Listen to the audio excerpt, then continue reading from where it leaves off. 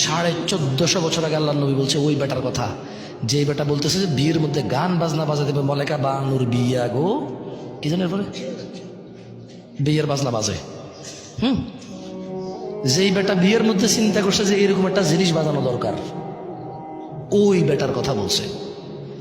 যেই বেটা বলছে বিয়ের মধ্যে ছেলে পক্ষ মেয়ের বাড়িতে আসবে কুলা ধান হলিদ মরিচ নিয়া, যে বেডিরে বিয়ে করবো ওই বেডি সহ ওই বেডির বোন যত আছে স্বাস্থ্য মামাতো আলাতো পাড়াতো চাচাতো খালাতো ফুফাতো সব বেডিরে ওই যে বেটা বিয়ে করবো ওই বেটার বন্ধু বান্ধব মিলা হলুদ মেখে দিবে।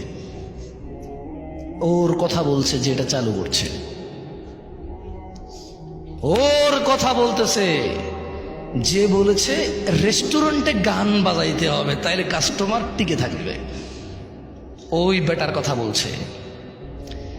যে বেটা বলেছে মুসলমানদের ঈদ, মুসলমানদের রোজা, মুসলমানদের আনন্দ, মুসলমানদের ত্যাগ তিতিক্ষার মাসে মুসলমানদেরকে জামা কাপড় কিনে দেওয়া, মানে জামা কাপড় বেচার ফন্দিতে সুপার শপ শোরুম খুলবে, বড় বড় শোরুম খুলে ওখানে গান বাজায় দেবে ইংরেজি আর কাপড় চোপড় বেচবে।